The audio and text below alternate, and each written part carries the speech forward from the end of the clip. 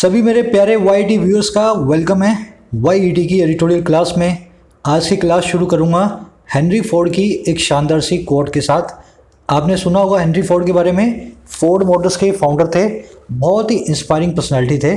इनका कहना था, अगर आप मानते हो इफ़ यू थिंक या whether you think you can, और अगर आप मानते हो कि आप नहीं कर सकते हो, है ना, चाहे आप दोनों में से कोई भी चीज़ मान लो, मैं कर सकता हूँ या नहीं कर सकता हूँ, आप दोनों ही किस्सों में राइट हैं। कहने का मतलब, अगर आपने ठान लिया आप कर सकते हो तो आप कर सकते हो, और अगर आपने ठान लिया आप नहीं कर सकते हो तो ये बात भी सच है, आप नहीं कर सकते। तो ये अपने आप में बहुत गहरी बात है, जो समझने वाले हैं वो समझ गए होंगे। चलिए शुरू करते हैं अपने आज के एडिटोरियल को। अपने एडिटोरियल का टाइटल है आज का पार्शियल रिलीफ। आज सुबह का सेकेंड एडिटोरियल है। फिर से इकोनॉमिक एडिटोरियल कर रहे हैं, हैट्रिक हो गई अपनी, है ना, लगातार तीसरा दिन है। पर ये बहुत ही खूबसूरत लिखा हुआ है, आपको थोड़ा सा चैलेंज भी करेगा। चलिए शुरू करेंगे। ग्रामर है, वोकैबुलरी है, कॉम्प्रिहेंशन है और बहुत सारा कॉन्फिडेंस है।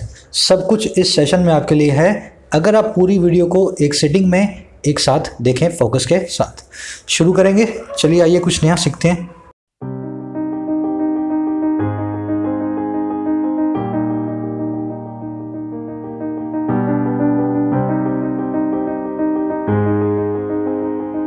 कह रहे पार्शियल रिलीफ।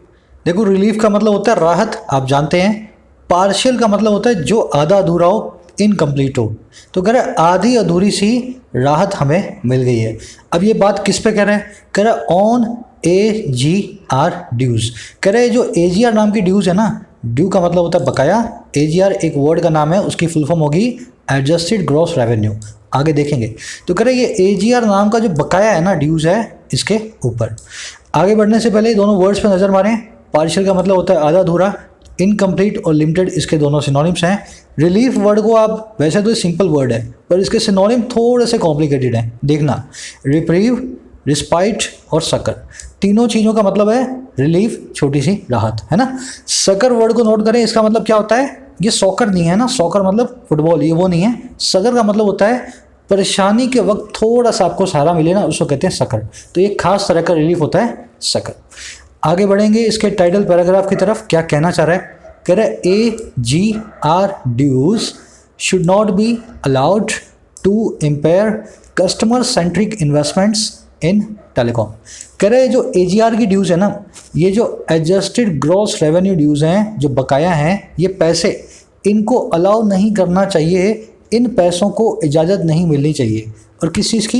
इम्पेयर करने की, नुकसान पहुंचाने की, हर्ट करने की कस्टमर सेंट्रिक इन्वेस्टमेंट्स को टेलीकॉम के अंदर। तो ऐसे निवेश को जो कस्टमर्स की बेहतरी के लिए होगा, जो कस्टमर्स की ज़्यादा फैसिलिटीज़ के लिए होगा, ऐसी इन्वेस्टमेंट को टेलीकॉम में हमें इम्पेयर या नुकसान नहीं पहुँचाना है इन ड्यूज़ के द्वारा। समझ गए होंगे सेंटेंस को। अब आ जाओ देखने वाली चीज़ों को। सब्जेक्ट है हमारा AGR ड्यूज़। AGR एक नाउन, ड्यूज भी एक नाउन, कंपाउंड नाउन बना हुआ है। वर्ब हमारी पिंक कलर में शुड नॉट बी अलाउड, है ना, मॉडल वर्ब है, पैसिव वॉइस में यूज हो रही है। अब देखो, सब्जेक्ट और वर्ब पिंक और ग्रीन में। सब्जेक्ट किस में? ग्रीन कलर में। वर्ब किस में? पिंक कलर में। पूरे एडिटोरियल की ऐसे मार्क की हुई है मैंने। अगर आप पहली बार चैनल पे लैंड हुए हो तो मैं आपको बता दूं, ये सब्जेक्ट वर्ब करने से, इसको समझने से आपकी अंडरस्टैंडिंग बहुत बढ़िया बनती है। तो मेरे साथ में अपने सब्जेक्ट अपनी वर्ब को मेरे सब्जेक्ट मेरी वर्ब से ड्यूरिंग द जो ना सेशन मिलाते जाएं। अब देखना वर्ड इम्पेयर। इम्पेयर का मतलब है हार्म करना, डैमेज करना, नुकसान पहुंचाना, किसी चीज़ को जो है ना क्षति पहुंचाना, उसको कहते हैं इम्पेयर करना। आगे बढ़ने से पहले एक छोटी सी चीज़, जिन लोगों की ये क्वेरी होती है कि सर कैसे मैं एडिटोरियल को पढ़ना सीखूं, सब्जेक्ट वर्ब आपने तो मार्क कर दिया, पर मुझे कैसे आएगा ये करना, है ना, मेरी अंडरस्टैंडिंग कैसे डेवलप होगी? तो उसके लिए आपको क्या करना होगा, चैनल के होम पेज पे जाकर के मैं आपको दिखा देता हूं, है ना। चैनल के होम पेज पे आप जाएंगे, नीचे ऐसे जाएंगे, उसके बाद आप देखेंगे प्लेलिस्ट रखी है complete English grammar for all competitive exams. इस प्लेलिस्ट को आप शुरू से लास्ट तक देखना शुरू करेंगे। जैसे ही आपकी पूरी हो जाए, 20 वीडियोस में 25 वीडियोस हैं इसमें, आपकी अंडरस्टैंडिंग आप देखेंगे खुद ब खुद अच्छी हो जाएगी। तो ज़रूर से इसको आप फॉलो करें। दूसरी चीज़, अगर आपने ग्रामर सीरीज़ को पढ़ लिया है और एडिटोरियल्स को मेरे साथ रोज़ पढ़ते हो, सीधे सीधे एग्जाम में अपना स्कोर बूस्ट करना चाहते हो, क्लोज टेस्ट के साथ, PQS के साथ, है ना, PQRS के साथ, कनेक्टर स्टार्टर्स के साथ, तो आप प्रीमियम कंटेंट के लिए मुझे इस प्लेलिस्ट में ज्वाइन कर सकते हैं। ये प्लेलिस्ट में बहुत सारी वीडियोस रखी हैं जो मेंबर्स को एक्सेस हैं, आप इन वीडियोस को मेंबर बन के एक्सेस कर सकते हो। इसके लिए आपको ज्वाइन बटन पे क्लिक करना है और इन प्लान्स को देखना है, जो प्लान आपको सूट करे। 3 प्लान्स हैं, तो ये लोग वही करें जो ग्रामर प्लेलिस्ट को देख चुके हैं ना, उसको देखे बिना आप ज्वाइन ना करें। चलो आगे बढ़ते हैं, मैं एक समरी आपको दे देता हूँ। देखो समरी ये है, अभी टेलीकॉम सेक्टर बनाम गवर्नमेंट ऑफ इंडिया का केस चल रहा है सुप्रीम कोर्ट में। केस ये है कि सरकार ये कहती है कि टेलीकॉम सेक्टर से हमारा कुछ पैसा बकाया है ना, स्पेक्ट्रम रिलेटेड। और ये पैसा कैसा है, पिछले 10, 12, 15 साल का पैसा इकट्ठा हो गया है और बहुत सारी इस पर पेनल्टी भी सरकार ने लगा दी है। टेलीकॉम सेक्टर क्या कहता है, भाई ये तो आपने हमसे गलत किया, इतना सारा पैसा हम आपको कहाँ से देंगे, अब 10 साल पहले ही हमें बोलते अगर चाहिए था आपको तो, है ना। तो इन दोनों का केस चल रहा है। अभी उस केस में सुप्रीम कोर्ट ने पहले ही बोल दिया था कि ये पैसा तो आपको देना ही पड़ेगा, है ना। टेलीकॉम सेक्टर्स बहुत परेशान है, सारी कंपनियां, वोडाफोन, एयरटेल, आइडिया। अभी लास्ट में क्या हुआ, इन्होंने जाके सुप्रीम कोर्ट के हाथ जोड़े कि कुछ बताओ, हम तो नहीं दे पाएंगे। सुप्रीम कोर्ट ने बोला कोई बात नहीं, 10 साल में थोड़ा थोड़ा करके दे दो। तो ये अपनी आज की समरी है, सिंपल भाषा में मैं आपको बता रहा हूँ। 10 साल की मियाद मिली है। अपना एडिटोरियल क्या कह रहा है, अच्छी बात है, मिलनी चाहिए थी और मिल भी गई, पर ऐसा ना हो इस AGR की बहुत बड़ी ड्यू के चक्कर में टेलीकॉम सेक्टर के अंदर इन्वेस्टमेंट बंद हो जाए। हमारी टेलीकॉम सर्विसेज को अच्छा होना चाहिए और बेहतर बनना चाहिए, ना कि पहले से खराब। तो बस ये छोटी सी हिदायत दे रहा है सरकार को कि टेलीकॉम सेक्टर की इन्वेस्टमेंट को बनाए रखें, कुछ ऐसा आप काम करें। आगे बढ़ेंगे, समरी आज की ये आपको मैंने बता दी। कॉमेंट सेक्शन में आप डालें इसको लिख करके, साथ ही साथ इसकी टोन समझें। टोन है आज की एप्रीहेंसिव, ये डरा हुआ है ना, इन बकाया ड्यूज़ के चक्कर में टेलीकॉम सेक्टर का भट्ठा गोलना हो जाए, तो ये डरा हुआ है, एप्रीहेंसिव है, बहुत परेशान है। चलिए बढ़ते हैं आगे। कह रहे थे supreme court's decision this week to allow telecom service providers 10 years time to settle their adjusted gross revenue AGR dues to the government comes as a partial relief to the debt laden industry. कह रहे supreme court का decision, जो कि मैंने green colour में डाला है और सब्जेक्ट भी है ना, सुप्रीम कोर्ट का फैसला। अच्छा कब आया भाई, इस वीक, इस हफ्ते। अच्छा क्या फैसला था, अलाउ करने वाला, इजाज़त देने वाला टेलीकॉम सर्विस प्रोवाइडर्स को, और कितने की, 10 साल के टाइम की, है ना, 10 years के वक्त की। अच्छा क्यों, सेटल कर पाए वो, ताकि उनके AGR ड्यूज़ को, ये पिछले बहुत सारे सालों के पैसे जो हैं बकाए उनको। अच्छा किसके साथ सेटल करना है, टू द गवर्नमेंट के साथ। कह रहे ये जो डिसीजन है ना, ये जो फैसला है, ये कम्स आता है एक पार्शियल रिलीफ की तरह, एक आधे अधूरी राहत की तरह। और किसके लिए, ये डेट लेडन इंडस्ट्री के लिए, इस ऐसी इंडस्ट्री के लिए जो डेट से, कर्ज से लदी हुई है, दबी हुई है। समझे सेंटेंस को। तो कह रहे डिसीजन जो है ये कम्स आता है, और इस तरह से कैसे, एक छोटा सा रिलीफ बन के आता है हमारे बोझ के तले दबी इस इंडस्ट्री के लिए। अब देखो सेंटेंस पे देखने वाली चीज़ें, सब्जेक्ट वर्ब मैंने आपको बता दिया है ना, देखते ही सेंटेंस की स्ट्रक्चर आपके सामने साफ हो जाएगी। आपको जब पता लगेगा ये सब्जेक्ट है, ये उसकी वर्ब है। अच्छा लेडन का मतलब क्या होता है, एक वर्ब होती है लेड, लेड का मतलब होता है लादना। लेडन एक एडजेक्टिव है, इसका मतलब है लदा हुआ। When you are debt laden, आप कर्ज से दबे हुए हैं, है ना, कर्ज से लदे हुए हैं। अच्छा डेट वर्ड को आप कैसे बोलते हैं, आप इसको बोलते हैं डेप्ट। डेप्ट, इसमें बी है ना, साइलेंट होता है एक्चुअल में। आप डेप्ट बोलते हैं तो गलत बोलते हैं, इसको बोला जाता है डेट। डेट, है ना। स्पोकन इंग्लिश के शौकीन हो तो स्पोकन इंग्लिश लैब नाम का अपना चैनल है, उस पर जाकर के स्पोकन इंग्लिश की वीडियोस को सर्च करें, है ना। चलो ये 10 years तो समझ गए ना, अपोस्ट्रोफी एस क्यों लगा हुआ लास्ट में, ये इसलिए लगा हुआ है क्योंकि 10 साल का पजेसिव बनाया हमने। जब जब प्लूरल नाउन्स का पजेसिव बनाया जाता है, जब जिनके लास्ट में एस लगाओ, उनके पजेसिव को बनाने पे पीछे वाले एस को हम जो है इग्नोर कर देते हैं। तो इस तरह से आपको एक अपोस्ट्रोफी लगा हुआ मिलेगा बिना एस के। चलिए आगे बढ़ते हैं। कह रहा this will give the old providers specially Vodafone Idea the crucial breathing space to figure out how they can reconfigure their business plans to stem the relentless flow of the operational losses and garner the resources to make the sizable annual payments to the center over the next decade। Sentence समझे, लंबा sentence है, simple sentence है, पर कह रहा है ये जो 10 साल का वक्त आया है ना, दिस ये जो 10 साल का वक्त है, दिस विल गिव, ये देगा। अच्छा भाई क्या देगा ये, इन ओल्ड प्रोवाइडर्स को, इन पुराने कंपनियों को, खास करके एक वोडाफोन इंडिया नाम की, आइडिया नाम की कंपनी, कह रहा है इनको ये देगा एक बहुत ही इंपॉर्टेंट, बहुत ही crucial breathing space. Breathing space होता है थोड़ी सी राहत। आपको फाइट के बीच में थोड़ा सा वक्त मिले कि सांस ले लो, तो वो सांस लेने का जो वक्त होता है ना, उसको कहते हैं ब्रीदिंग स्पेस। तो कह रहे इनको सांस लेने का मौका देगा वोडाफोन आइडिया नाम की कंपनी को। अच्छा, क्यों सांस लेंगे भाई, ये ब्रीदिंग स्पेस क्यों चाहिए इनको? ताकि ये फिगर आउट कर पाएँ, ताकि इस चीज़ का पता लगा पाएँ हाउ, कैसे ये जो है ना कंपनियां सारी की सारी रिकन्फिगर कर सकती हैं, फिर से रीस्ट्रक्चर कर सकती हैं उनके बिजनेस प्लान को। अच्छा, क्यों रीस्ट्रक्चर करना है? ताकि वो स्टेम कर पाएँ, ताकि वो रोक पाएँ इस रेलेंटलेस फ्लो को, इस दयाहीन, इस निर्दयी फ्लो को, बहाव को, और किसका? ऑपरेशनल लॉसेस का, बहुत सारे ऑपरेशंस के अंदर नुकसानों का। और ताकि वो इकट्ठा कर पाएँ, गार्नर कर पाएँ रिसोर्सेज को, संसाधनों को। क्यों? ताकि बना पाएँ बहुत ही बड़ी साइजेबल एनुअल पेमेंट्स, बहुत ही बड़ी वार्षिक सालाना भुगतान सेंटर को अगले 10 सालों तक, ओवर द नेक्स्ट डेकेड। देखो, हिंदी में मैंने तोड़ तोड़ के बताया, जैसे आपको समझ में आना चाहिए उस तरीके से, है ना। हुआ क्या, अब 10 साल में 10 इंस्टॉलमेंट में हर साल इनको पैसा देना है, और पैसा देने के चक्कर में पहले ही इनके लॉसेस बहुत सारे हो रहे हैं। तो कह रहे अब ये जो टाइम है ना, ये जो ऊपर वाला जो डिसीजन है, इस वोडाफोन जैसी कंपनियों को बहुत ही बड़ी राहत देगा छोटे वक्त के लिए, ताकि वो पता लगा पाएँ कि कैसे उनको अपना रीस्ट्रक्चर करना है बिजनेस प्लान, फिर से उनको सारे रेट नए फिक्स करने हैं रिचार्जेस के, ताकि वो रोक पाएँ इस ऑपरेशनल लॉसेस के बहावों को, और इकट्ठा कर पाएँ अपने रिसोर्सेज, संसाधनों को, ताकि हर साल बड़ी बड़ी पेमेंट सेंटर को कर पाएँ अगले 10 सालों के अंदर। अब समझ गए होंगे। अब आ जाओ वर्ड्स देखने वाले। सब्जेक्ट वर्ब आप खुद मिलाएंगे, दिस की वर्ब विल गिव, दे की वर्ब कैन रिकन्फिगर, और दूसरी वर्ब दे की आई है गार्नर।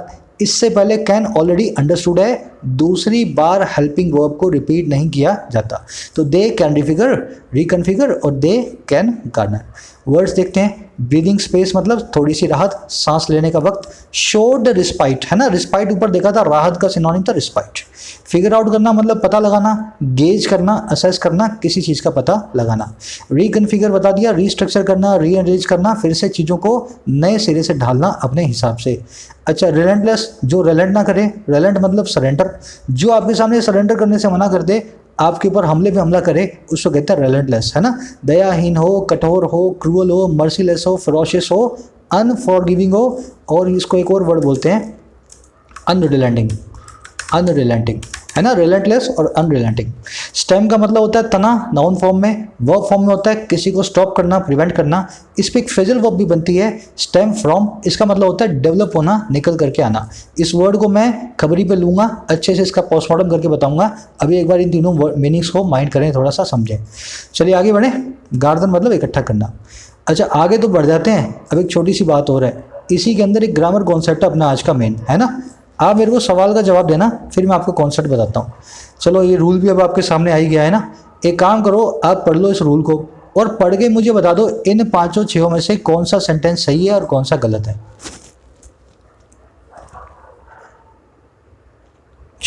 रूल बहुत सिंपल है। इस रूल को मैं थोड़ा दूसरे एंगल से बता रहा हूँ, तो आपको लगेगा नया रूल है। एक्चुअल में इस रूल को आप नरेशन में पढ़ चुके हो, है ना। चलो पहले समझते हैं रूल क्या है। रूल ये कहता है मेरे भाई लोग, ये 4 या 5 जितनी भी एडवर्ब्स और प्रोनाउंस हैं, ये जब जब सेंटेंस में, इंट्रोगेटिव सेंटेंस में आएंगे, प्रश्नात्मक सेंटेंस में आएंगे, इंट्रोगेटिव में, तो ये इन्वर्जन करेंगे। मतलब सेंटेंस की हेल्पिंग वर्ब सेंटेंस की सब्जेक्ट से पहले होगी, मेन वर्ब सेंटेंस की सब्जेक्ट से बाद में होगी, ठीक है ना।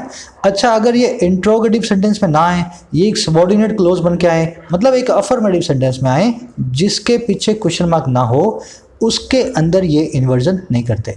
मैं आपको समझाता हूँ, अभी आप इसको डायरेक्ट इनडायरेक्ट, है ना, नरेशन वाली उस क्लास से आप रिलेट कर पाएंगे। चलो देखो, what are your future plans, what are your future plans, आपके फ्यूचर के क्या प्लान्स है ना।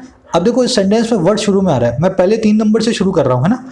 इस सेंटेंस में वर्ड शुरू में आ रहा है, सेंटेंस के लास्ट में क्या आ रहा है, क्वेश्चन मार्क।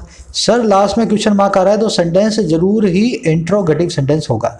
आपको जैसे ही पता लगा ना, आप इस आर को इस योर से पहले रखेंगे, समझ गए ना। तो future plans, your future plans जो सब्जेक्ट है वो आर है ना, आर उसके पहले, बाद में आ रहा है, हेल्पिंग वर्ब सेंटेंस की पहले आ रही है। तो सेंटेंस में नो एरर है, कोई एरर नहीं है। अगला देखो, the father asked the daughter what were her future plans. बाप ने बेटी से पूछा, पिता ने अपनी बेटी से पूछा उसके फ्यूचर के क्या प्लान्स थे। अब देखो व्हाट आ रहा है, पर सेंटेंस के लास्ट में कोई भी क्वेश्चन मार्क नहीं है, मतलब सेंटेंस है अफर्मेटिव। अब यहाँ पे इन्वर्जन नहीं होगा, तो मैं कैसे लिखूंगा, what were her future plans की जगह व्हाट, ये हियर लिखा हुआ है, इसको हर कर देते हैं, व्हाट हर फ्यूचर प्लान्स वर। समझ गए, बहुत सिंपल रूल है। क्यों आया ऐसा, ये वर जो है सब्जेक्ट के बाद पड़ गया, सब्जेक्ट आपका फ्यूचर प्लान्स, वर्ब हो गई आपकी वर। इसके अंदर इन्वर्जन नहीं होगा क्योंकि लास्ट में क्वेश्चन मार्क नहीं है, सेंटेंस इंट्रोगेटिव नहीं है। अगर इंट्रोगेटिव नहीं है तो हेल्पिंग वर्ब या मेन वर्ब जो भी हो सेंटेंस के सब्जेक्ट के बाद में लिखी जाती है। अब यही काम आप व्हाट की तरह वेयर, वाई और हाउ और जो ना हु के साथ भी करते हैं। अब मैं आपको समझा देता हूँ ये रूल कहाँ से बना है ना। देखो, what are your future plans, अगर इसके बाद मैं इन्वर्टेड कोमा लगा दूँ, है ना, इन्वर्टेड कोमा लगा दूँ, अगर इसके बाद इन्वर्टेड कोमा लगा दूँ और ऐसा लिख दूँ, the father asked the daughter. अब रिलेट कर पा रहे हो उससे, इसका मतलब क्या है, ये एक डायरेक्ट स्पीच वाला सेंटेंस है ना। इसको इंटरेक्ट में बनाया ना हमने, तो ऐसे बनाया, the father asked the daughter what her future plans were. तो नरेशन की ग्रामर सीरीज की वीडियो में भी ये बात मैं आपको समझा चुका हूँ, ये रूल वहीं से निकला है। जब भी what, who, where, why, who, ये सब के सब जो हैं हाउ बीच में पड़े होते हैं, एक्चुअल में वो सेंटेंस इन्वर्टेड सेंटेंस नहीं होता क्योंकि हमने उसको इनडायरेक्ट से डायरेक्ट से इनडायरेक्ट में बदल दिया होता है। तो वहाँ से इस रूल को आप पकड़ें। अब अगला देखो, how he manage to be successful in life. अब देखो सवाल है, कैसे उसने मैनेज किया ज़िंदगी में कामयाब होना।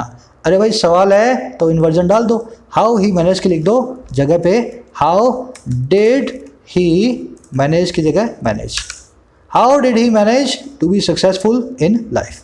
अगला देखो, everybody asked how he manage to be successful in life, है ना। अब इस सेंटेंस में नो एरर है क्योंकि एवरीबडी आस्क्ड के बाद वर्ड आ रहा है, सेंटेंस के लास्ट में क्वेश्चन मार्क नहीं आ रहा, तो ही मैनेज्ड यहाँ पे बिल्कुल सही है, इन्वर्जन की आपको जरूरत नहीं थी।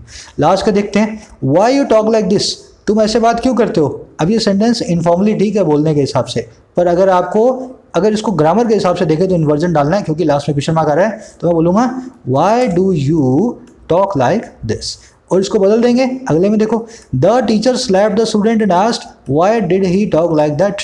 टीचर ने कान के नीचे तमाचा मारा और पूछा उस स्टूडेंट से, भाई तू ऐसे कैसे बात करता है। तो व्हाई डिड ही टॉक नहीं, why he talked like that.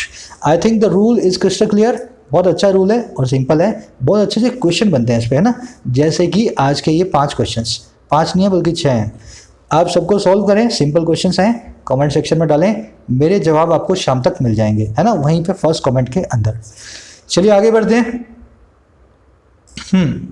कह रहे how ever in setting A time frame the court which acknowledge the troubled landscape facing the linchpin industry seemed to brush aside both the company's request for a longer horizon as well as center's well-deliberated recommendation for a 20-year repayment period, merely terming it excessive, है ना। अब देखो बिल्कुल simple sentence है, कह रहा हालांकि however set करने में एक टाइम फ्रेम को, एक टाइम पीरियड को सेट करते हुए हुआ क्या, जो कोड था और वो कोड जिसने एक्नॉलेज किया था, माना था, परेशानियों भरा ट्रबल्ड लैंडस्केप। लैंडस्केप का मतलब होता है हालात, परिदृश्य, है ना, किसी स्थिति को बोलते हैं लैंडस्केप।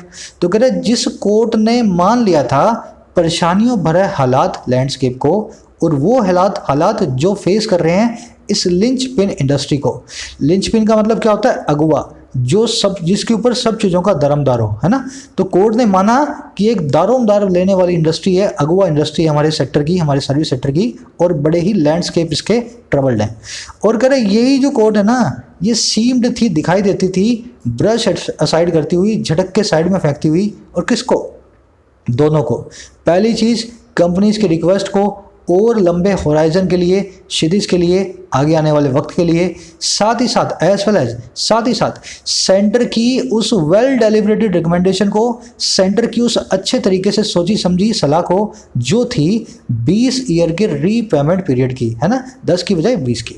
अब ये काम किया कैसे कोर्ट ने, कह रहा मेयरली टर्मिंग इट एक्सेसिव, खाली इसको नाम देते हुए जरूरत से ज़्यादा बड़ा एक्सेसिव का। तो हुआ क्या, एक बार हिंदी में समझाता हूँ फिर पूरा रिपीट करेंगे। कोर्ट ने ना मान लिया कि टेलीकॉम इंडस्ट्री बहुत ख़राब जो ना स्थिति से हालात से गुजर रही है, पर कोर्ट ने क्या बोला, ना तो मैं टेलीकॉम इंडस्ट्री की बात मानूंगा ना मैं सरकार की बात मानूंगा। टेलीकॉम इंडस्ट्री बोलती है कि हमें लंबा वक्त दो, और सरकार बोलती है कि इनको लंबा बल्कि 20 साल का वक्त दिया जाए। कोर्ट ने बोला ये तो बहुत ज़्यादा हो जाएगा, हम नहीं मानते, 10 साल ही देंगे। समझ गए ना सेंटेंस को? अब इसको रिपीट कर लेना, बिल्कुल आसानी से आपको समझ में आ जाएगा। कोर्ट की वर्ब सीम्ड, विच की वर्ब एक्नॉलेज्ड, बाकी कोई सब्जेक्ट नहीं, कोई उसकी वर्ब नहीं। अब वर्ड्स देखते हैं। देखो लिंचपिन का मतलब है पहिए की धुरी। पहिया जिस रॉड के ऊपर घूमता है ना, पहिए के बीच में एक रॉड होती है ना जो उसको घुमाती है, उसको कहते हैं लिंचपिन। मतलब जिस चीज़ के ऊपर सब चीज़ों का दारोमदार होता है, जैसे उस रोड पे पहिए को घुमाने का होता है ना, तो उसे कहते हैं लिंचपिन। टेलीकॉम सेक्टर हमारे देश की लिंचपिन इंडस्ट्री है, क्योंकि टेलीकॉम कनेक्टिविटी के बिना पूरा सर्विस सेक्टर बेकार है ना, बल्कि हम भी अपने रोज के काम नहीं कर पाएंगे। तो it is called a linchpin industry. अब देखो लिंचपिन के सिनोनिम्स देखना, मेन, स्टे, एंकर और बैकबोन। ये सबका मतलब यही होता है आपकी वो चीज़ जिसके ऊपर आप टिके हुए हों। मेन स्टे भी वही है, एंकर भी वही है, और रीढ़ की हड्डी बैकबोन भी वही है। लिंचपिन की एक ऑल्टरनेटिव स्पेलिंग भी है PIN, पर ये अमेरिकन है। आपके एग्जाम के हिसाब से YN वाली आएगी, है ना, लिंचपिन। अच्छा, ब्रश असाइड करना मतलब साइड में झटक देना, ब्रश ऑफ कर देना, डिसमिस कर देना, बोल देना मुझे नहीं पता, अपने हिसाब से देखो, ब्रश असाइड। ये कंपनीज भी यहाँ पे पजेसिव बना हुआ है प्लूरल्स का।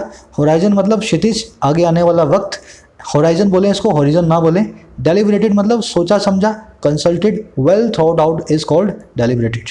टर्मिंग है, नेमिंग है, इलेक्टिंग है, ये सबके बाद में रजिस्टरिंग है, कभी भी एज नहीं आता। तो टर्मिंग इज एज एक्सेसिव अगर लिखा होता तो ये एरर का क्वेश्चन बन जाता, टर्मिंग इट एक्सेसिव ही ठीक है।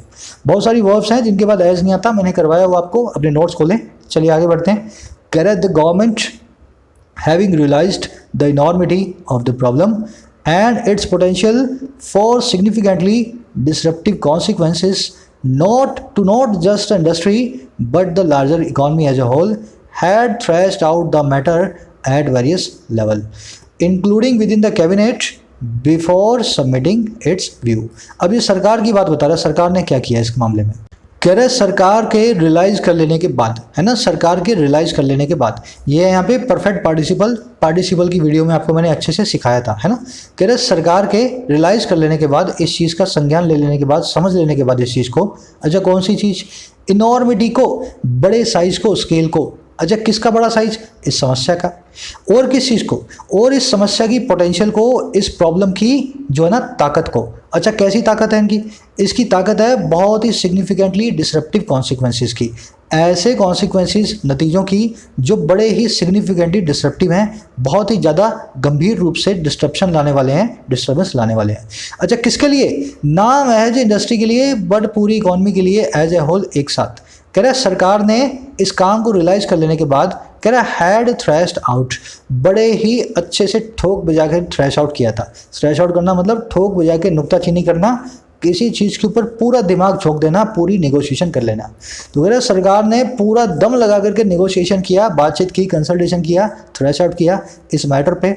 और कहाँ पे? अलग अलग लेवल्स पे, जिसमें शामिल है कैबिनेट के अंदर। और कब किया ये काम? अपने रिव्यू को, अपने व्यू को सबमिट करने से पहले। तो कह रहे सरकार ने 20 साल का जो व्यू है उसको बहुत अच्छे से कंसल्ट करने के बाद, थ्रैश आउट करने के बाद ही कोर्ट के सामने रखा था। समझ गए सेंटेंस को? देखो हैविंग रियलाइज्ड को ना मैं फिर से समझा भी सकता हूँ आपको, पर उससे कुछ होगा नहीं, क्योंकि ये मैं ऑलरेडी डिटेल में आपको पार्टिसिपल की वीडियो में बता चुका हूँ इसका क्या काम होता है। वर्ब की थर्ड फॉर्म एडजेक्टिव का काम कर रही हो और हैविंग से शुरू हो रही हो तो उसको कहते हैं परफेक्ट पार्टिसिपल। तो जा करके ग्रामर सीरीज को देखें, बहुत आसान हो जाएगा काम आपके लिए सारा। इनॉर्मिटी मतलब होता है किसी चीज़ की स्केल, बड़ा स्केल, है ना, लार्ज साइज हो, स्केल हो, इंपॉर्टेंस हो, that is called enormity, it is a noun. Consequence होते हैं रिजल्ट, आउटकम्स। अच्छा, थ्रैश आउट देखो कैसे बना है। थ्रैश मतलब हिट करना, स्ट्राइक करना, किसी को चोट मारना, उसको कहते हैं थ्रैश करना, है ना। He got a thrashing from his boss, उसने अपने बॉस से बहुत अच्छे से आज थ्रैशिंग खाई, मतलब उसने वर्बली मार खाई या फिजिकली मार खाई। अच्छा, थ्रैश आउट एक फ्रेजल वर्ब होती है, इसका मार खाने से कोई कनेक्शन नहीं है, थोड़ा सा हैवी, है ना। किसी चीज़ को बड़े अच्छे से हिट करके, स्ट्राइक करके जो ना निगोशिएट करना। तो थ्रैश आउट करना मतलब क्या होता है? बहुत अच्छे से सोच समझ के किसी काम को करना, आप पूरी कंसल्टेशन करते हो, उसके लिए आप कहते हैं थ्रैश आउट करते हैं। तो एक फ्रेजल वर्ब है। चलिए आगे बढ़ते हैं। कह रहा है द सेंटर हाँ, without naming any company the centre had made clear that were the AGR dues to be sought at one go, it could well push a service provider into insolvency proceedings। कह रहा बिना नाम दिए किसी company का, बिना जो है किसी कंपनी की तरफ इशारा किए सेंटर इस चीज़ को मेक क्लियर कर चुकी थी, साफ साफ कह चुकी थी दैट वो क्या कह रहा अगर AGR ड्यूज को were the AGR dues to be sought, अगर AGR ड्यूज को सॉट किया जाता, मांगा जाता, ये मैं समझाऊंगा अभी समझ लो। कह रहा अगर AGR ड्यूज को मांगा जाता एट वन गो एक साथ, तो it could well push a service provider into insolvency, तो ये बड़े अच्छे तरीके से पुश कर देता एक सर्विस प्रोवाइडर को, मान लो आइडिया वोडाफोन, सॉल्वेंसी के अंदर जो है इंसॉल्वेंसी का मतलब होता है जब आप दिवाली हो जाते हैं ना, तो दिवालियापन की प्रोसीडिंग्स के अंदर। समझ गए सेंटेंस को? सेंटर ने नाम नहीं लिया किसी का, पर इसने बोला ज़रूर कि हम साफ कर दे रहे हैं इस चीज़ को, अगर हमने इस पूरी AGR की ड्यूज़ को एक साथ मांगा होता ना, तो एक जो है कंपनी, मोस्ट प्रोबेबली बात कर रहा है वोडाफोन की, कह रहा है वो कंपनी जो है इनसॉल्वेंसी की प्रोसीडिंग्स के अंदर, दिवालियापन की प्रोसीडिंग्स के अंदर कार्रवाई के नीचे आ जाती। अब आ जाओ सेंटेंस पे देखने वाली चीज़ें, है ना, सब्जेक्ट वो अब आप पकड़ रहे हो। अब यहाँ पे आ गया सेकंड कंडीशनल, उसकी कन्वर्टेड फॉर्म है ना, ऑल्टरनेटिव फॉर्म है। सेकंड कंडीशनल क्या होता है एक बार देख लें, कंडीशनल की वीडियो अलग से आएगी, तैयार है वीडियो, ऑलमोस्ट 2 वीडियोस तैयार हैं, एक तो मॉडल्स पार्ट 2, एक कंडीशनल, संडे को अपलोड करूंगा एक साथ। कह रहा है if I were a king I would kill him at once, अगर मैं राजा, देखो इसका मतलब क्या है, आई वर अ किंग का मतलब ये नहीं है मैं राजा बोले तो पास्ट में होता है ना, इसका मतलब है अगर मैं राजा हूँ, और I would kill him at once का मतलब है उसको एकदम से मार दो।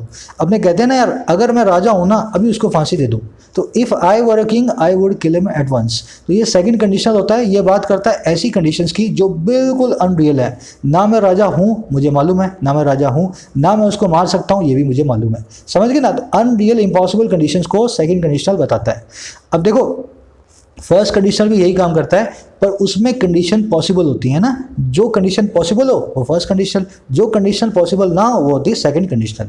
अब देखो इसकी अल्टरनेटिव फॉर्म क्या है, इफ को निकाल दो और वर को शुरू में ले आओ, were I a king I would kill him at once, अगर मैं एक राजा हूं तो मैं उसको अभी हाथों हाथ मार दूं। अब बस यहाँ पे यही हुआ है, तो इसने बोला were the AGR dues to be sought, अगर AGR ड्यूज को सॉर्ट किया जाए, अगर AGR ड्यूज को मांग लिया जाए वाइट वन गो अभी के अभी एक साथ, तो ये पुश कर देगा एक सर्विस प्रोवाइडर को इनसॉल्वेंसी प्रोसीडिंग्स के अंदर। क्रिस्टल क्लियर है हर चीज़? आगे बढ़ेंगे तभी बढ़ें जब सबके सब एक प्लेटफॉर्म पे हो, मैं सब में चाहता हूँ 100% अंडरस्टैंडिंग आए। चलिए आगे बढ़ते हैं। कह रहा है such a turn could potentially impact millions of subscribers, with the service surviving operators finding their capacities stretched to handle a sudden surge of mobile portability request while simultaneously maintaining quality of service। इस sentence को समझने से पहले एक चीज़ समझो आप, अगर अभी वोडाफोन दिवालिया हो जाए तो आपका अगर वोडाफोन का कनेक्शन है तो आप क्या करोगे, आप पोर्टेबिलिटी के लिए डालोगे कि जियो में जाना है, एयरटेल में जाना है या BSNL में जाना है ना, तो कह रहा ऐसा सच अ टर्न, ऐसा एक मोड पोटेंशियली इम्पैक्ट कर सकता है, उसमें ताकत है इम्पैक्ट करने की, कुड लगा के फ्यूचर की पॉसिबिलिटी की बात कर रहे हैं है ना, ऐसे एक मोड में इम्पैक्ट करने की, असर डालने की ताकत है, पोटेंशियल है, और किन को, मिलियंस ऑफ सब्सक्राइबर्स को, हजारों लाखों करोड़ों लोगों को, और कैसे, सर्वाइविंग ऑपरेटर्स के फाइंड करने के जो है पाने के अपनी कैपेसिटीज़ को बहुत ही स्ट्रेस्ड, वो पाएंगे कि उनकी सारी कैपेसिटी बहुत ही तनाव में आ गई है, स्ट्रेस में आ गई है, हैंडल करने के लिए अचानक से आए हुए उठाव सर्च को जो है पोर्टेबिलिटी रिक्वेस्ट का। और कब होगा ये काम, साइमल्टेनियसली, साथ ही साथ मेंटेन करते हुए क्वालिटी ऑफ सर्विस को। तो कह रहे सिर्फ वोडाफोन नहीं डूबेगा, इससे एयरटेल, इससे जियो और दूसरी जो कंपनी है BSNL जैसी, उनके भी सारे के सारे कस्टमर्स परेशान होंगे, क्योंकि इन कंपनीज के ऊपर बहुत बड़ी रिक्वेस्ट आएगी पोर्टेबिलिटी की, और साथ में अपनी क्वालिटी ऑफ सर्विस को मेंटेन नहीं कर पाएंगे। समझ गए ना अब इसको? चलो आगे बढ़ते हैं। मेंटेनिंग एक प्रेजेंट पार्टिसिपल साइमल्टेनियस सेक्शन है, वाइल नाम की कंजंक्शन के बाद प्रेजेंट पार्टिसिपल आते हैं, है ना, वाइल और व्हेन के बाद आते हैं। चलो आगे बढ़ रहे हैं। कह रहा the Indian banks association IBA had also explained its position in seeking a judicious and non-deceptive outcome। कह रहे जो IB है ना, द इंडियन बैंक्स एसोसिएशन, जिसके तीनों के तीनों शुरुआती लेटर्स को हमने कैपिटल किया है, क्यों किया है, क्योंकि एक फर्म का नाम है, एक ऑर्गेनाइजेशन का नाम है। कह रहे जो IB है कह रहे इसने भी एक्सप्लेन कर दिया था, हैड ऑल्सो एक्सप्लेन्ड, ये भी समझा चुकी थी अपनी पोजीशन को मांगने में एक बहुत ही न्याय संगत, जुडिशियस, एक बहुत ही अप्रोप्रिएट और नॉन डिसरप्टिव आउटकम को, ऐसे नतीजे को जिसमें डिसरप्शन ना आए। तो आईबीए ने भी सरकार को बोल दिया था तुम्हारे हाथ में, देख लेना, ऐसा कोई भी आउटकम मत दे देना जो न्याय संगत ना हो, जो बिल्कुल भी रैशनल ना हो, सेंसिबल ना हो, और या फिर जो बिल्कुल डिसरप्शन ले आए, बाजार में उथल पुथल ले आए। समझ गए सेंटेंस को? चलिए आगे बढ़ते हैं। एक सवाल है आपसे मेरा, एक्सप्लेन के बाद अगर मैं अवे लगा दूं, है ना, एक्सप्लेन के बाद अगर मैं अवे लगा दूं तो उस फ्रेजल वर्ब का क्या मतलब होता है? आपको आना चाहिए। बहुत ही तुच्चा सा सवाल है, बताना मुझे कमेंट सेक्शन में। एक्सप्लेन के बाद अवे लगा दूं तो उसका क्या मतलब होता है? Here the IBA represented the various lenders who have much at stake given the industry debt, including that which is under resolution as part of the insolvency and bankruptcy court process, amounts to over 4 lakh crore. Complicated sentence है, ध्यान से देखें। कह रहे यही जो IBA था ना ऊपर जिसकी हमने बात की है, इसने रिप्रेजेंट किया बहुत सारे वेरियस लेंडर्स को। लेंडर्स मतलब जो लेंड करें, जो पैसा आपको उधार दें। तो कह रहे इसी आईबीए ने रिप्रेजेंट किया था, प्रतिनिधित्व किया था, नुमाइंदा बना था बहुत सारे उधार देने वाले लेंडर्स का, और जिनका जिनके पास है बहुत सारा एट स्टेक। एट स्टेक का मतलब है जो है दांव के ऊपर।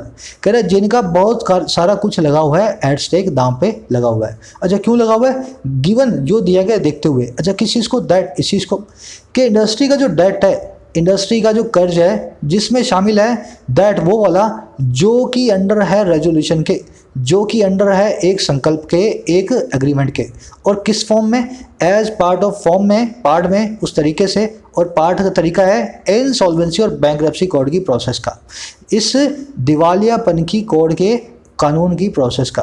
कह रहे ये इंडस्ट्री डेट जो है अमाउंट टू है, इक्वल टू है, बराबर है 4 लाख करोड़ के। अब मैं एक बार रिपीट कर रहा हूँ, फिर इसका मीनिंग समझना। आईबीए ने रिप्रेजेंट किया उधार देने वालों को जिनका बहुत कुछ लगा हुआ था दांव पे, इस चीज़ को देखते हुए कि इंडस्ट्री का जो कर्जा है, टेलीकॉम इंडस्ट्री का, जिसमें शामिल है वो वाला कर्जा जो एक अंडर रेजोल्यूशन है, जो कि एक अंडर इस संकल्प के नीचे है, इस एग्रीमेंट के नीचे है, और किस तौर पे? एक हिस्से के तौर पे इंसॉल्वेंसी और बैंक कोड की प्रोसेस के। कह रहा है ये इंडस्ट्री डेट जो है इज इक्वल टू है, बराबर है 4 लाख करोड़ के बराबर है। अब देखो सेंटेंस समझो इसको क्या कहना चाह रहा है। इंसॉल्वेंसी बैंकरप्सी कोड होता है एक, है ना, इसमें आपको इस कोड के अंदर आपको रजिस्टर करना होता है अगर आप कोई कंपनी खोल रहे हो। इसका मतलब क्या है? कल को आपकी कंपनी दिवालिया हो जाए तो आपको कोई लोग मारे नहीं, है ना, आपको जो है कोड आपको जो है सजा ना दे दे, तो आप इंसॉल्वेंसी और बैंकरप्सी कोड में जब आप जो है रजिस्टर करेंगे तो आपको थोड़ा सा पैसा देना पड़ेगा इस कोड की प्रोसीडिंग्स के लिए, है ना, एक पैसे को डिपॉजिट करना पड़ेगा। अब इन लेंडर से ही ये पैसा लेकर के ये यहाँ पे जमा करते हैं टेलीकॉम वाले, और इन्हीं लेंडर से लेकर के अपना बिजनेस करते हैं। तो आईबीए ने क्या बोला? हम तो लेंडर्स को रिप्रेजेंट कर रहे हैं, पैसा देने वालों को, जिनके 4 लाख करोड़ फंसे हुए हैं इसी मार्केट के अंदर, जिसमें इंसॉल्वेंसी और बैंकरप्सी कोड के अंदर भी थोड़ा पैसा अंदर रखा हुआ है। समझ गए? Amount two is equal to, दोनों मतलब एक ही होता है। खबरी पे इसको हमने 2-3 दिन पहले किया था, रिलेट करें। चलिए आगे बढ़ते हैं। The court in its order did not take cognisance of the multiple threats to the industry's wellbeing. अब इतना ही पढ़ते हैं फिर आगे बढ़ेंगे, कई चीज़ें आ रही हैं। कह रहा कोर्ट ने अपने ऑर्डर में नहीं संज्ञान लिया। टेक कॉग्निजेंस करना मतलब किसी चीज़ के बारे में अपने आप को ऑब्जर्व करना, किसी चीज़ को नोटिस करना। तो कह रहा कोर्ट ने अपने ऑर्डर में बिल्कुल भी मेंशन नहीं किया, संज्ञान नहीं लिया, नोटिस नहीं किया, ऑब्जर्व नहीं किया। अच्छा किस चीज़ को? अलग अलग तरह की चेतावनियों को, चुनौतियों को, थ्रेट्स को, और किसके लिए? इस इंडस्ट्री की वेल बीइंग के लिए, इसकी भलाई के लिए। तो कोर्ट ने किसी भी थ्रेट को, चुनौती को अपने ऑर्डर में जगह नहीं दी। अब देखो कौन कौन सी चीज़ें हो सकती है। The depressed levels of average ARPU, है ना, आरपीयू का मतलब है एवरेज एक यूज़र कितना पैसा देता है। तो कह रहा बड़ा डिप्रेस्ड लेवल है आरपीयू का आज की डेट में इंडिया के अंदर, है ना। दूसरी चीज़, द फ्रॉड कॉम्पिटिटिव लैंडस्केप, एक बहुत ही ज़्यादा फ्रॉड, बहुत ही ज़्यादा तनाव भरा कॉम्पिटिटिव परिदृश्य है, प्रतियोगिता का माहौल, जहाँ पे where a new entrance tariff had triggered a price war, जहाँ पे एक नए एंट्रेंट के, जहाँ पे जियो नाम की एक नई कंपनी के टैरिफ ने, उसके प्लान ने ट्रिगर कर दिया था, प्रोवोक कर दिया था, उकसा दिया था प्राइस वॉर को, और वो प्राइस वॉर जो हर्ट करने वाली है रेवेन्यूज़ को, इसके पैसे के, इसकी इनकम को हर्ट करने वाली है। अच्छा और क्या, a surge in data usage even as the price of सर्च data plans remained almost invariably low. कह रहे एक बहुत ही बड़ा सर्ज उठाव डेटा यूज़ में, इवन एज यहाँ तक कि जैसे ही जो प्राइस है ऐसे डेटा प्लान्स का वो बना रहा ऑलमोस्ट बिल्कुल ही इनवेरिएबली लो, है ना। प्राइस तो बहुत कम रहा और डेटा हमने ज़्यादा यूज़ कर दिया। और लास्ट में क्या चीज़ है, and an overall diminishing ability to continue to invest in capital spending for infrastructure upgradation and new technologies including the upcoming adoption of 5G networks। चौथी चीज़ है, चुनौती है, कुल मिलाकर के डिमिनिश करने वाला, कम होता हुआ, डिमिनिश होता हुआ उनकी ताकत, एबिलिटी वो है जारी रखने की, निवेश करने को, कैपिटल स्पेंडिंग को, है ना। कैपिटल स्पेंडिंग मतलब बड़ी बड़ी मोटी मोटी चीज़ों पे स्पेंड करना, टावर्स के ऊपर, स्पेक्ट्रम के ऊपर, और किसके लिए, इंफ्रास्ट्रक्चर में अपग्रेड करने के लिए और नई टेक्नोलॉजी के लिए, जिसमें शामिल है अभी आने वाला अडॉप्शन 5G नेटवर्क का। समझो कोर्ट ने ना अपने ऑर्डर में इनमें से किसी भी चीज़ को जगह नहीं दी। देखो इतना बड़ा सेंटेंस है ना। ना तो उसने देखा कि रेवेन्यू कम हो रहा है, ना उसने देखा कि कंपटीशन बहुत ज़्यादा हो रहा है, ना उसने देखा कि जियो के आने से इनके रेवेन्यू हर्ट हो रहे हैं, ना उसने देखा कि डेटा बहुत सस्ता हो रहा है और लोग बहुत ज़्यादा यूज़ कर रहे हैं, ना उसने देखा कि इनके पास ताकत ही नहीं है कि और टावर ये खड़े कर पाएँ या स्पेक्ट्रम खरीद पाएँ और ऐसी टेक्नोलॉजीज़ को ला पाएँ जैसे कि अभी ये 5G को लेकर के आने वाले हैं कुछ दिनों के अंदर। अब 6G 7G 8G का सपना आप जो है भूल जाएँ, मतलब कहने का ये। अब आ जाओ सेंटेंस में देखने वाली चीज़ों पर। कॉग्निजेंस समझ गया आप, किसी चीज़ को नोटिस करना, ऑब्जर्व करना, इसके बाद ऑफ फिक्स है ना। कॉग्निजेंस अबाउट, एट कुछ नहीं, ऑफ आएगा, हमेशा ऑफ ही आएगा। अच्छा और देखने वाली चीज़ कुछ है ही नहीं। फ्रॉड का मतलब है तनाव भरा, बोझिल। सर्च का मतलब होता है उठाव। डिमिनिशिंग होता है किसी चीज़ का कम होना, डिक्रीज होना। अब इस सेंटेंस से देख के मैं ये पता लगता है जल्दी ही डेटा प्लान्स महंगे होने वाले हैं, बहुत जल्दी। आप 50 रुपये 60 रुपये 1 GB के पे कर रहे होंगे, ऐसा लग रहा है देखने के लिए। चलो बाकी थोड़े दिनों में पता लगेगा अपने को।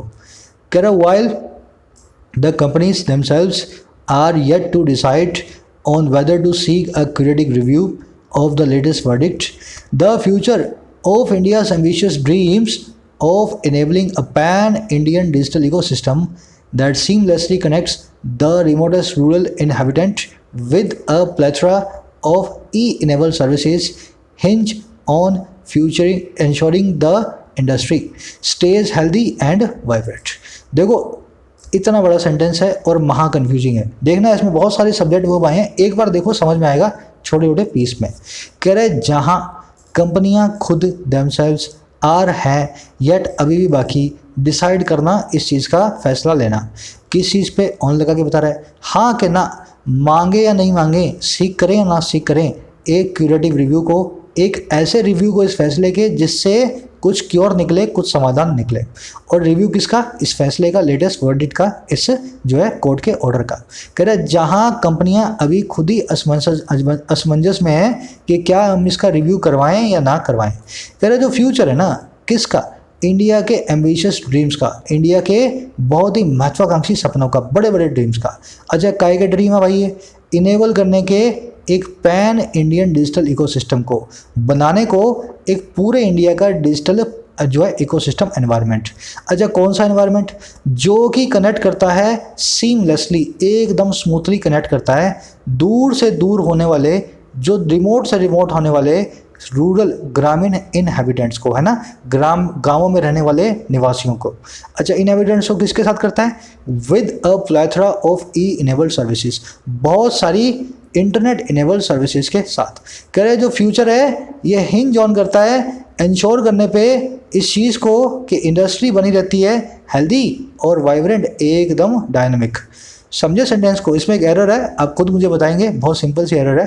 कह रहे जहाँ कंपनियाँ खुद असमंजस में कि इसकी अपील करे ना करे, इंडिया का जो प्लान है ना, ड्रीम है कि हम इनेबल करें एक पैन इंडियन डिजिटल इकोसिस्टम को, एक ऐसे डिजिटल इन्वायरमेंट को जो स्मूथली कनेक्ट कर दे दूर से दूर रहने वाले गांव के किसी आदमी को उस बहुत सारी ई इनेबल सर्विसेज के साथ, फेसबुक के साथ, व्हाट्सएप के साथ, ट्विटर के साथ। और ये जो फ्यूचर है ना, ये हिंज करता है पक्का करने पे कि इंडस्ट्री जो है बनी रहती है हेल्दी और वाइब्रेंट। समझे। अब देखो सेंटेंस में बहुत सारे वर्ड्स आए हैं, फिर आप एरर ढूंढो, फिर मैं बता देता हूँ एरर क्या है ना, पहले आप कोशिश करेंगे। अच्छा देमसेल्व्स क्या है यहाँ पे, एम्फेटिक प्रोनाउन।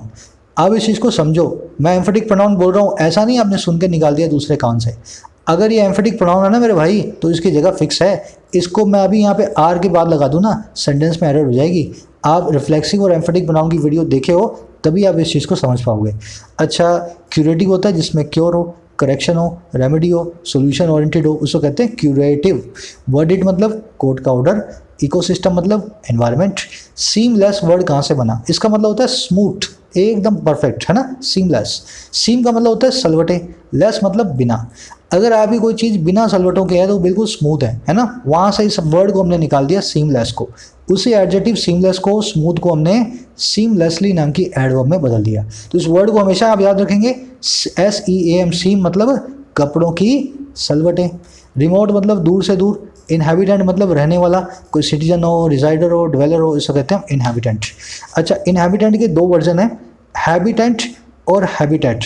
इनहैबिटेंट का सिनोनिम है हैबिटेंट, है ना, इसका सिनोनिम है हैबिटेट। हैबिटेंट का मतलब ये तीनों के तीनों ही हैं, पर हैबिटेट जो है ना, हैबिटेट ये अलग वर्ड है। इसका मतलब होता है कोई जगह, कोई एरिया, कोई गांव, कोई हैमलेट, कोई छोटी सी बस्ती, जहाँ पे आप इनहैबिटेंट रहते हैं उस जगह को कहते हैं हैबिटेट। समझ गए ना, दोनों अलग वर्ड हैं। इसमें एन आ रहा है, ये आदमी है, जिसमें एन नहीं आ रहा वो जगह का नाम है। चलो आगे बढ़ते हैं। हिंज के बाद में ऑन लगेगा। हिंज, डिपेंड, रिलाय, तीनों अपने बाद ऑन या ओवर नाम की फिक्स प्रपोजिशन को लेती है। अब गलती ये है, ये देखो फ्यूचर की वजह है हिंज ऑन। अरे फ्यूचर तो हिंज ऑन होगा ना। चलो इसने गलती कर दी, माफ़ कर देते हैं इसको, आपको पकड़ में आनी चाहिए। आगे बढ़ते हैं। कह रहे for that the government needs to look beyond the AGR issue and reimagine the way it prices and seeks to monetize the precious yet immutable public asset of radio spectrum in future. कह रहे इस काम के लिए सरकार को ज़रूरत है कि वो लुक बियॉन्ड करे, वो आगे बढ़ के देखे इस AGR इश्यू से, है ना। अब ये तो हो गया जो होना था, है ना, इस AGR से भी आगे बढ़ के देखे और री इमेजिन करे, फिर से इमेजिन करे, फिर से परिकल्पना करे उस तरीके की जिसके अंदर ये प्राइस करता है, जिसमें दाम रखता है और जिसमें कोशिश करता है मोनेटाइज करने की, पैसा कमाने की, इस बहुत ही प्रीशियस, बहुत ही कीमती और फिर भी इम्यूटेबल को, इम्यूटेबल मतलब जिसको चेंज नहीं किया जा सकता, बहुत ही कीमती और चेंज ना किए जाने वाले पब्लिक एसेट को, जो है रेडियम स्पेक्ट्रम का फ्यूचर के अंदर। कहने का मतलब क्या है, ये तो अब डेटा प्लान महंगे होंगे, है ना, क्योंकि कंपनियां दबाव में है। सरकार को अब ये देखना है स्पेक्ट्रम को इतना महंगा महंगा ना बेचे जिससे कंपनियां और दबाव में आए, सस्ता बेचे ताकि यूजर्स को ये सस्ते में डेटा प्रोवाइड करवाती रहें। इंटरनेट प्लान्स और हमारे कॉलिंग प्लान्स हमेशा सस्ते रहें। समझ गए सेंटेंस को। इम्यूटेबल ऐसी चीज़ होती है जिसको आप म्यूटेट ना कर पाएँ। Something not subject to mutation is called immutable. तो अनचेंजेबल बोल दो, इनवेरिएबल बोल दो, ये एक एडजेक्टिव है, इसका मतलब होता है जो चीज़ चेंज ना हो। स्पेक्ट्रम को आप चेंज नहीं कर सकते, इसको सिर्फ और सिर्फ आप बेच सकते हैं या ना बेचें, पड़ा रहेगा। इसको आप किसी दूसरी कमोडिटी में, असेट में चेंज नहीं कर सकते हैं। चलिए, आई होप क्रिस्टल क्लियर आपको क्लैरिटी मिली होगी आज के एडिटोरियल्स की। ज़्यादा मुश्किल नहीं था मुझे मालूम है, पर वोकैबुलरी अच्छी थी और थोड़े कॉन्सेप्ट नए थे, शायद समझ करके आपका दिमाग थोड़ा सा क्लियर हुआ होगा। मैं कोशिश यही करता हूँ जैसे मेरे दिमाग में है वैसे ही आपके दिमाग में बैठे। मुलाकात लूँगा फिर से किसी ऐसी वीडियो में, तब तक के लिए एक शेयर दें वीडियो को ज़रूर से, और साइनिंग आउट।